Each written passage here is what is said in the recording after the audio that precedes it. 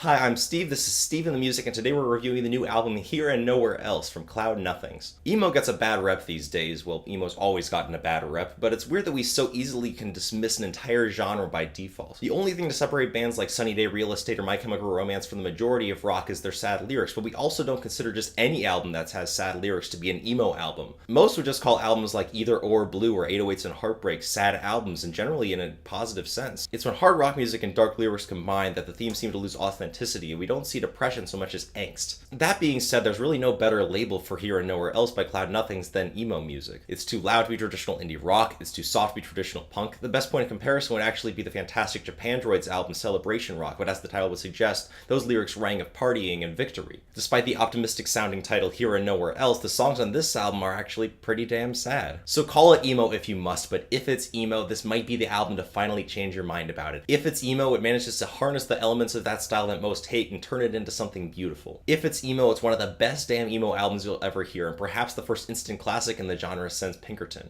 Musically, the album stays pretty straightforward. Fast, hard, lo-fi rock songs crammed full of energy and often recorded at breakneck speed. The guitars remain furiously loud, the vocals are always half sung and half yelled, and it only takes about 30 minutes to listen to all 8 tracks, only 2 of which actually exceed 4 minutes. Here and Nowhere Else intentionally maintains a certain sloppiness, an extra degree of muck and the guitar distortion with a little bit of a slip-off tempo, all of which endue the album with an organic spirit that's often missing from emo. And every time you think you've pinned the band's sound down, a new surprise will force you to reassess it. Like the subtle change in tempo in Now Here In, or the breakdown in Psychic Trauma, or the dynamism of the 7-minute epic Pattern Walks. But Here and Nowhere Else is really the playground for the frontman and songwriter David Baldy, who used to be the sole member of the band. Perhaps he manages to avoid the pitfalls of the genre because all of his songs are about relationships. Not necessarily romantic relationships, just the dynamic between two people. In this way, he doesn't sound like a hopeless victim of society who's just sad for no reason, nor does he blame all of his problems on some girl. The problems depicted in these lyrics are everybody's fault, they're complicated, they often don't seem solvable, but they all explore the ways in which humans try to make connections and often fail. The choruses range from I can feel your pain and I feel alright about it and Now Here In to you don't even seem to care and I don't even talk about it and No Thoughts to I'm not you, you're a part of me, and the brilliantly titled I'm Not a Part of Me. And he overlaps these themes with those of existentialism, nostalgia, and mental illness in ways that feel insightful and true and often based on first-hand experience. So through the misery and pain, how is it that Here and Nowhere Else manages to be so much fun? Once again, credit goes to Baldy, both as a singer and as a songwriter. He fills both roles with such charm that his songs become completely irresistible, capturing the same spirit as the best work of his contemporaries like Japandroids and Waves, as well as classic emo albums like the aforementioned Pinkerton. Not only does he so fluently take on the character of his lyrics, seemingly ambivalent at points and desperately screaming at others,